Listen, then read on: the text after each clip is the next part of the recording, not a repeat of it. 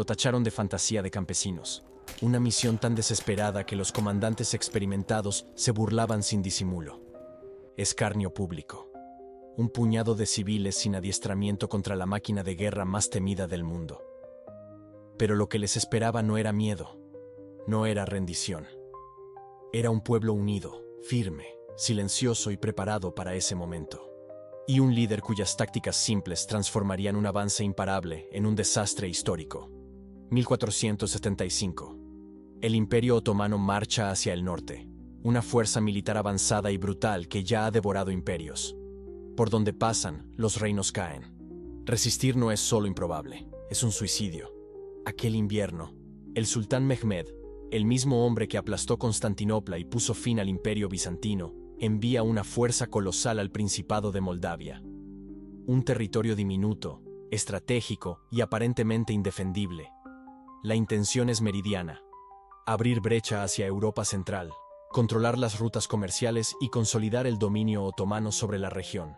Dejemos clara la magnitud de lo que estamos hablando. El ejército otomano que avanza no son unos cientos de soldados. Se estiman entre 120.000 y 150.000 hombres. Algunos historiadores hablan de cifras aún mayores.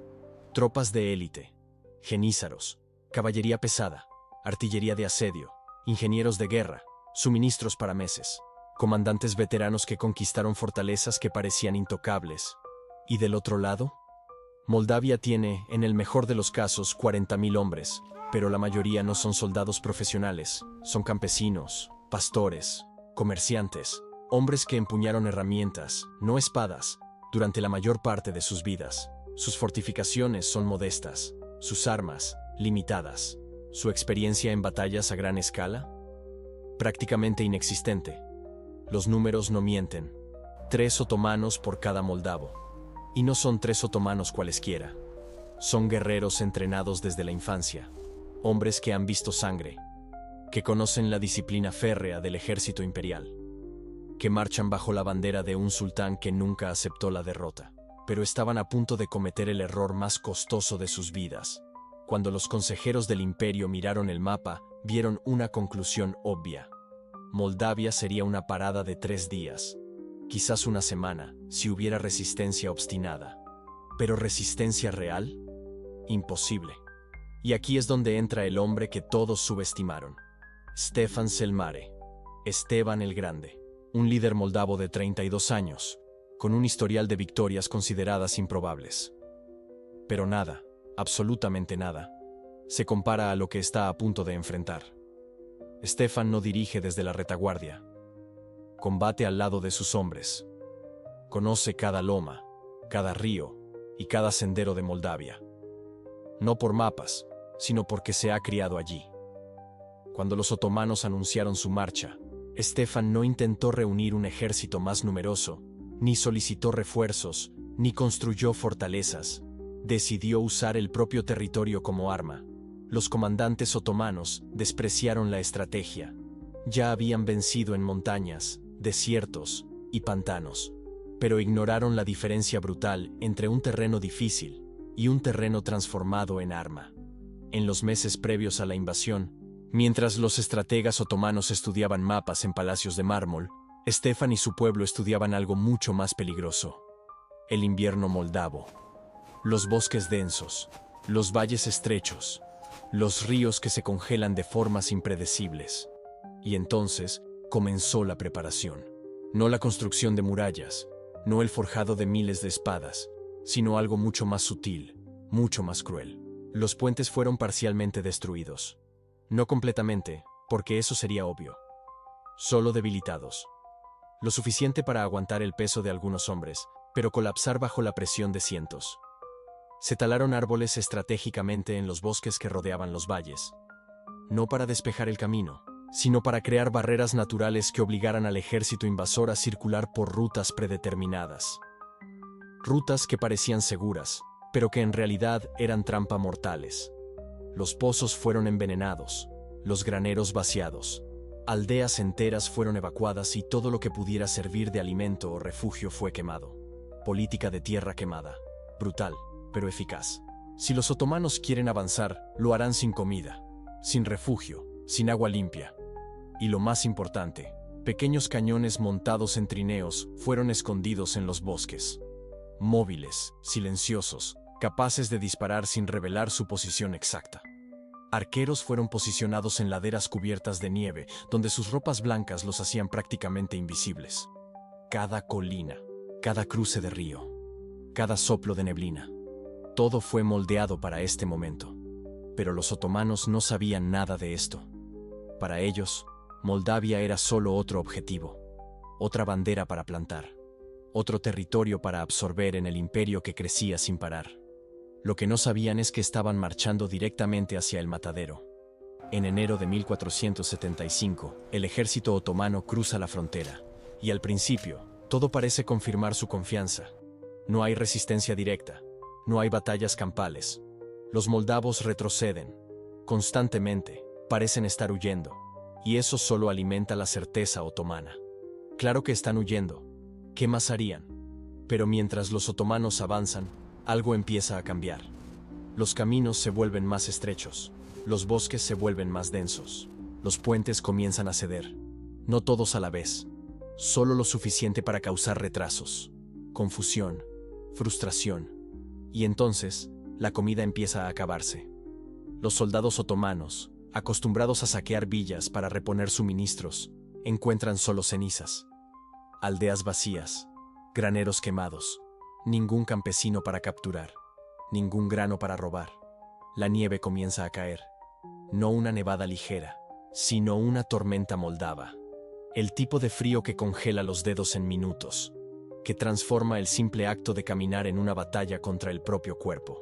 Y ahora, el ejército otomano está atrapado en un valle estrecho. Los bosques a cada lado son demasiado densos para maniobrar. El camino hacia adelante es la única opción. Y es exactamente ahí donde Stefan quiere que estén. La trampa está lista. Todo lo que queda es que el enemigo caiga en ella. Las cifras solo cuentan si sabes cómo utilizarlas. En un desfiladero estrecho, rodeado de bosques y nieve, 120.000 soldados no son una ventaja. Son una pesadilla logística. Los otomanos avanzaron confiados. Pero la tierra, usada por quien la conoce, puede ser más mortal que cualquier ejército. Stefan eligió un lugar donde los números no importan y la experiencia militar se vuelve una desventaja. Pero la verdadera ventaja no era solo el lugar. Era lo que ocurría allí dentro. La región elegida para el enfrentamiento era un valle estrecho, rodeado de colinas empinadas cubiertas de bosque denso. En invierno, la temperatura se desplomaba. La nieve pesada se acumulaba en capas. Y había algo más. Algo que los lugareños conocían bien, pero que para los extranjeros era invisible hasta que era demasiado tarde. Niebla. No una niebla común. Una bruma espesa, helada, que descendía de las montañas al amanecer y engullía completamente el valle. Visibilidad, tal vez 3 metros, a veces menos. Los soldados entrenados para el combate en formación organizada quedaban ciegos, desorientados, incapaces de distinguir al amigo del enemigo. Para el imperio, aquello era un obstáculo. Para los campesinos, era algo cotidiano. Se habían criado en ese valle. Conocían cada vereda, cada roca, cada recodo del terreno incluso sin poder ver un palmo ante sus ojos. La niebla no les aterraba, los zampaba, y más que eso, nivelaba el campo de batalla de una forma que ninguna fortificación jamás podría. Para el soldado imperial, adiestrado en campo abierto, el valle se convertía en un infierno. Atrapado en la nieve, cegado por la bruma, formaciones descomponiéndose. Las órdenes se disipaban en el aire congelado. El silbido de las flechas. El terreno se había transformado en arma que convertía al ejército más temible de la tierra en blancos perdidos. Pero el terreno por sí solo no gana batallas. Stefan comprendía a su enemigo. Sabía que los grandes ejércitos se sustentan en la organización y la comunicación. Elimina eso, y solo queda el caos. Primero, dividió sus pequeñas fuerzas en grupos aún más pequeños. Grupos que conocían el terreno perfectamente, que podían moverse en silencio, incluso en la oscuridad, incluso en la niebla más densa.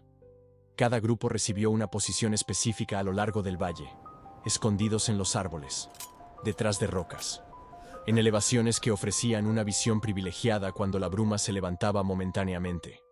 Después, hizo algo que ningún comandante militar tradicional haría. Renunció al enfrentamiento directo. Completamente. No habría carga heroica. No habría batalla campal. No habría intento de enfrentar al imperio de igual a igual. En su lugar, transformaría aquel valle en una trampa viviente. Los cañones en los trineos fueron posicionados en los puntos ciegos del bosque, listos para disparar y cambiar de lugar instantáneamente. Se prepararon flechas por miles. Barricadas improvisadas bloquearon las salidas del valle, pero de forma sutil, disfrazadas para parecer accidentales, como árboles caídos o acumulación de nieve. Todo estaba listo, pero faltaba el golpe maestro, y entonces llegó la parte más brillante del plan. Dejó que el imperio avanzara. Cuanto más se adentraran, más difícil sería retroceder y más vulnerables estarían.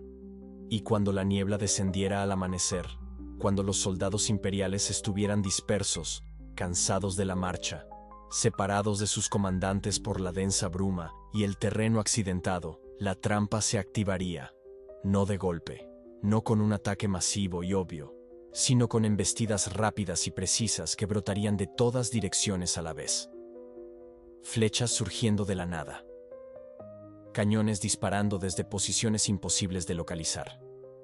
Cuadrillas de campesinos emergiendo de la bruma, atacando ferozmente y esfumándose antes de que fuera posible organizar una contraofensiva. El objetivo no era aniquilar al ejército imperial en combate frontal, sino destrozar su moral, sembrar el caos y transformar aquella marcha triunfal en una pesadilla claustrofóbica donde cada sombra en la niebla pudiera ser la muerte. El plan funcionó. El imperio subestimó la situación, viéndolo todo como un ejercicio de intimidación, no una guerra real.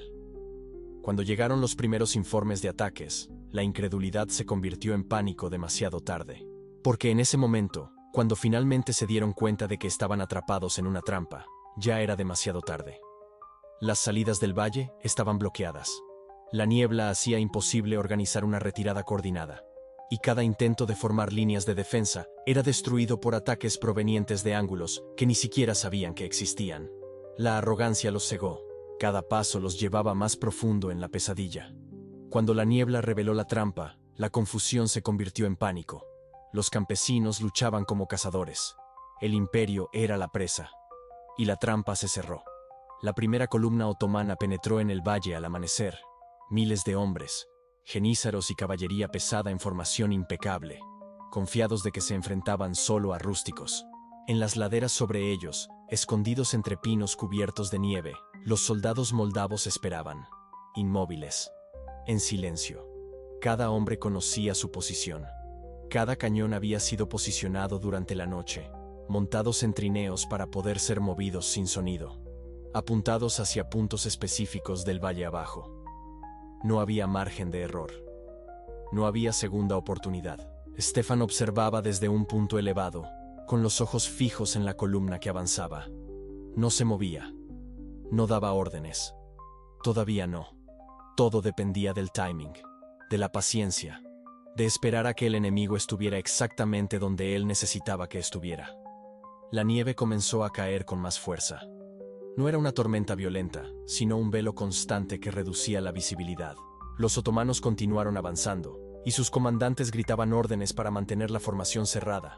No podían ver las laderas con claridad, no podían ver a los hombres escondidos, no podían ver que cada paso que daban los llevaba más adentro de la trampa. El escenario estaba listo para la masacre.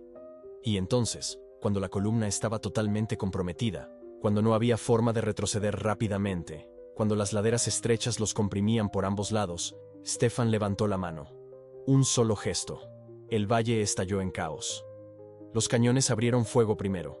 No fue un bombardeo indiscriminado, sino descargas precisas y coordinadas que destrozaron la formación otomana justo donde era más frágil. Las balas de hierro cegaron filas enteras de soldados, abriendo claros instantáneos en la línea. El estruendo rebotó en las paredes del desfiladero, amplificado hasta volverse ensordecedor. Y antes de que los otomanos pudieran reaccionar, antes de que pudieran girar para enfrentar la amenaza, la infantería moldava irrumpió desde los árboles. No en una masa desorganizada, en oleadas calculadas, atacando puntos específicos de la formación, explotando los huecos creados por el fuego de artillería, usando el terreno para negar al enemigo cualquier ventaja numérica. Los otomanos intentaron formar cuadros defensivos, intentaron usar sus tácticas probadas en batalla. Pero el terreno no lo permitía. Las laderas eran demasiado empinadas. La nieve era demasiado profunda. La visibilidad era demasiado limitada. Estaban luchando a ciegas. Entonces atacó la caballería moldava por los flancos. No eran jinetes acorazados con armaduras relucientes, sino hombres a caballo ligeros que conocían cada rincón de aquellos parajes. Surgieron de los bosques laterales, galopando por senderos que solo ellos sabían que existían, golpeando la retaguardia otomana en puntos que los comandantes enemigos creían inaccesibles. Los soldados otomanos se encontraron aplastados. La infantería moldava atacando por el frente mientras la caballería los martillaba por los lados. Cañones disparando desde posiciones que se movían constantemente, imposibles de localizar, imposibles de silenciar. Y el terreno, siempre el terreno, negándoles espacio para maniobrar, para reagruparse, para usar los números que deberían haber garantizado la victoria. El comandante otomano gritó órdenes de retirada. ¿Pero retirarse a dónde? Los pasos estrechos que habían usado para entrar al valle ahora estaban bloqueados por sus propios muertos y heridos. La nieve convertía cada paso en una batalla, y los moldavos, conociendo cada piedra, cada árbol, cada pendiente, seguían presionando. No fue una batalla, fue una ejecución. Los otomanos finalmente se dieron cuenta de que habían sido manipulados. La débil resistencia anterior era puro teatro. Cada paso había sido coreografiado. La luz del mediodía finalmente reveló la magnitud de la derrota. Miles de soldados otomanos yacían muertos en la nieve. Otros miles se habían rendido, sus armas apiladas a los pies de campesinos moldavos, de cuyas tácticas se habían burlado. La formación perfecta que entró al valle por la mañana ahora no era más que escombros esparcidos por kilómetros de terreno manchado de sangre. Stefan recorrió el campo de batalla, sin sonrisas. Solo la certeza de que la inteligencia estratégica había prevalecido sobre el número. En Constantinopla, el desconcierto era absoluto. El mito de la invencibilidad otomana se desvanecía en las nieves de Vaslui. Europa comprendió que la fuerza bruta no siempre triunfa. A veces, el arma más devastadora es el terreno bajo tus pies. Stefan no vivió para ver el impacto total de su victoria. Murió unos años después, luchando en otra batalla, defendiendo la misma tierra que había protegido tan brillantemente. Pero su legado perduró. Las academias militares de toda Europa eventualmente estudiaron Vaslui. Los comandantes aprendieron sus lecciones. Y la idea de que un defensor inteligente con un conocimiento profundo del terreno podía derrotar a un invasor mucho más grande se convirtió en una doctrina aceptada. La batalla salvó a Moldavia. Más importante aún, salvó la ruta de Europa Central del avance otomano en ese momento crítico. Cambió los cálculos estratégicos por generaciones. Y todo comenzó porque un hombre se negó a aceptar que su origen determinara su destino. La lección es meridiana. Ser menospreciado es una ventaja. Mientras el enemigo se regodea en la victoria prematura, tú aprendes. Stefan carecía de recursos, pero conocía cada metro de su tierra, y eso resultó decisivo. Hay decenas de historias como esta. Si deseas entender cómo la inteligencia estratégica vence a la fuerza bruta, suscríbete para descubrir las tácticas que trastocaron la historia. En el próximo vídeo, otro momento imposible. Porque nunca importa el tamaño del ejército, sino cuánto conoces el terreno que defiendes.